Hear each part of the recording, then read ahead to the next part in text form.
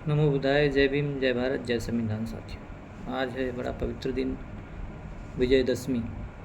धम्म ध्वज दिवस के रूप में भी मनाया जाता है। आज ही के दिन 14 अक्टूबर 1956 को बाबा साहब डॉक्टर अम्बेडकर ने धम्म की दीक्षा ली थी। पंचशील और अष्टांगिक मार्ग पर चलते हुए 22 प्रतिज्ञाएँ भी ली थी। जातिगत भेदभाव का उन्होंने खुलकर विरोध किया। मानवता और स्वतंत्रता स्थापित करने के लिए पूरा जीवन उन्होंने संघर्ष किया। धार्मिक स्वतंत्रता उन्होंने अपने संविधान के द्वारा उन्होंने प्रदान की। एक नए भारत के निर्माण में उनका कितना बड़ा योगदान है, ये तो सर्वविदित। उन्होंने समता, स्वतंत्रता, बंधुता स्थापित करने के लिए आजीवन संघर्ष करते रहे। जब उन्होंने धम्म दीक्षा ली थी तो उस समय लगभग 3.5 लाख लोगों के साथ उन्होंने, ये सबसे बड़ा धर्म परिवर्तन दिवस के रूप में भी देखा जाता है। उस दिन लगभग 3.5 लाख लोगों के साथ, अनुयायियों के साथ उन्होंने धम्म दीक्षा ली थी और बौद्ध धर्म के अष्टांगिक मार्ग और पंचशील सिद्धांतों का अनुसरण किया था। 22 प्रतिज्ञाएँ भी उस दिन ली थी।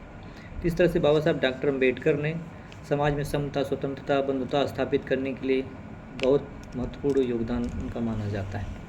इसके साथ हम प्राचीनतम योगदान को भी देखें तो हमारे राजनीतिक या जो आधुनिक भारत के साथ जुड़ाव के साथ साथ इसका हमारे प्राचीनतम या हमारी सांस्कृतिक जुड़ाव भी इसमें हमारे को देखने को मिलता है, जिसमें धम्म विजय दिवस के रूप में जब कल सम्राट अशोक ने अपने 8वें जब उसका राज्याभिषेक हुआ तो अपने 8वें शासनकाल के 8वें वर्ष में उसने कलिंग पर विजय प्राप्त की। कलिंग पर 261 ईस्वी पूर्व में उसने कलिंग पर आक्रमण किया था। कलिंग पर घोर नरसंहार हुआ, उसमें लाखों लोग मारे गए, लाखों लोग बंदी बनाए गए। उस नरसंहार को देख करके, उस मानवता की हत्या को देख करके सम्राट अशोक का जो हृदय है वो परिवर्तित हो गया।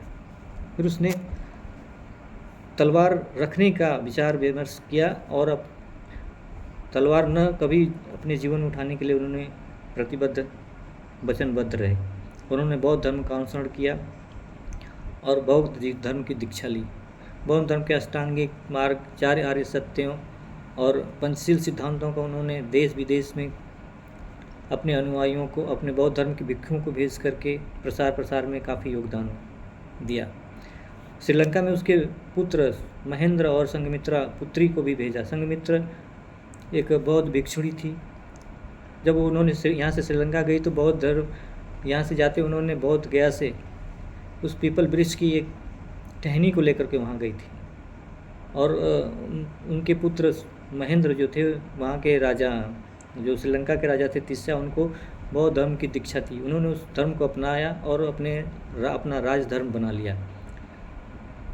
इसके अतिरिक्त सम्राट अशोक ने के समय में कई विश्वविद्यालयों का भी निर्माण हुआ, जिसमें नालंदा, तक्षशिला, कांधार, विक्रमशिला आदि यूनिवर्सिटी बनी, जिसमें देश विदेश से भी लोग छात्र यहाँ आकर के पढ़ के गए। जिसमें फायान आया था, फायान, वेनसांग, कई तरह के चीनी यात्री भी आए थे और भी लोग आए जो यहाँ से पढ़ कर गए। यहाँ की संस्कृति और सभ्यता को अपने यहाँ ले जाकर प्रसारित किया। तो जो सम्राट अशोक के पूर्वज जो चंद्रगुप्त मौर्य ने इसकी स्थापना की थी, वहाँ से उसको देखा जाए तो चंद्रगुप्त मौर्य पहला इनका शासक था। इसके बाद बिंदुसार हुए, फिर सम्राट अशोक का नंबर आया, ये तीसरे सम्राट थे। इसके बाद कुणाल आए, दशरथ आए, संप्रति आए, सालिसुक आए, देववर्मन आए, सतधर्म आए और बृहद्रथ तक के 10वें सम्राट थे। 10 सम्राटों ने इस भारत भूमि में अपना शासन किया। तो जो अशोक सम्राट थे इनको महान कहा जाता। उसके दौर में अनेक यूनिवर्सिटी, अनेक विश्वविद्यालयों की स्थापना हुई। उसने औषधालयों के निर्माण भी किया। एक ग्रैंड ट्रंक रोड जिसका शेरशाह सूरी ने बाद में जीर्णोद्धार कराया था, उसका भी निर्माता सम्राट अशोक को ही कहा जाता है कि उसके शासनकाल में इसका निर्माण किया गया था। इसके बाद उसने नलकुओं का भी निर्माण किया, जो यात्री आते जाते थे उसके लिए औषधि के लिए वहाँ पे औषधालयों का निर्माण कराया। पशु पक्षियों को बहुत प्रेमी था वो।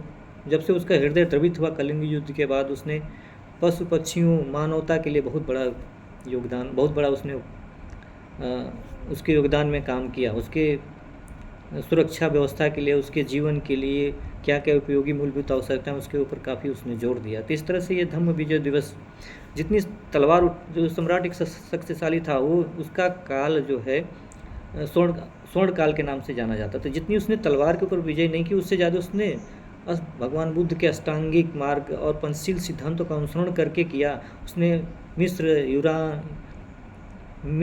यूनान, नेपाल, चीन, जापान, इस तरह के, यहाँ तक कि वहाँ इसके भिक्षु जाकर के प्रसार किए, थाईलैंड तक भी उसके भिक्षु गए। तो इस तरह से जितना उसने तलवार के बल पर नहीं, उसने बस बुद्ध के अष्टांगिक मार्ग पर चल करके एक अखंड भारत की नींव रखी थी। तो ये धम्म दिवस, विजय दिवस की आप सभी लोगों को ढेर सारी शुभकामनाएं। नमो बुद्धाय। जय भीम, जय भारत।